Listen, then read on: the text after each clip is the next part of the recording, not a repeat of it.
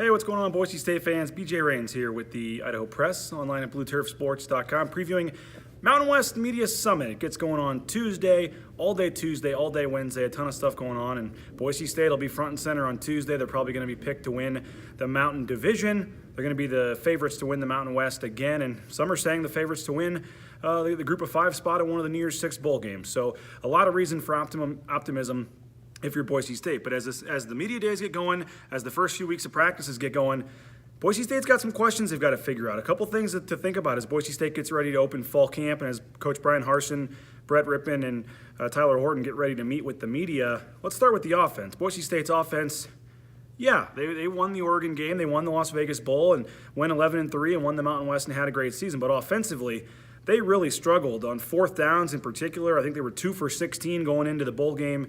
Did get one in that game, but only 3 fourth down conversions, I believe, on the whole season last year. They were just terrible on fourth down. Their yards per carry in terms of running the ball, now it did get better as the season went on, but starting the season, their yards per carry was one of the worst that it's been at Boise State in a long time. So the yards per carry was not good. The fourth down was not good. And then the points per game was as low as it's been in several years too, 32 or so points a game. So a lot of areas on offense to improve on. You bring back most of your offensive line.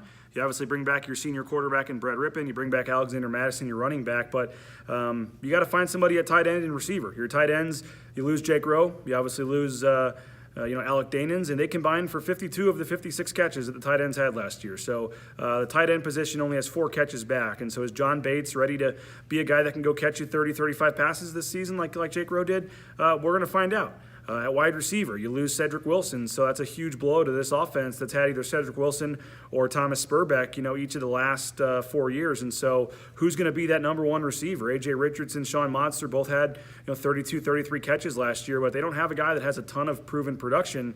Do they get a guy that gets a 60, 70 catches this year? We'll find out. A lot of newcomers certainly, but for as overall good as the season went last year, the offense certainly has a lot of areas to be better. And maybe that's encouraging because you say, hey, the offense is going to be a lot better this year. If you're a Boise State fan, you expect them to be better, but got to run the ball better. Got to protect the quarterback in terms of the sacks, which did get better as the season went on. Got to do better on fourth down and short yardage situations, and got to score more points. Easy as that on offense. So a lot of things the offense can work on the next month before they get ready to play Troy. On the defense, you bring back so much depth. A lot of people are saying this defense is going to be one of the top defenses in the nation. But, you lose one of the top players in the country in Leighton Vander Esch, a top 20 pick to the Dallas Cowboys at number 19 overall. So it's hard to say you lose your best player and you're going to be better. But a lot of people are expecting this defense to be better next year. So I think a lot of challenges are being put out there by this coaching staff that, hey, the games are not played on paper. We got to go out and prove it.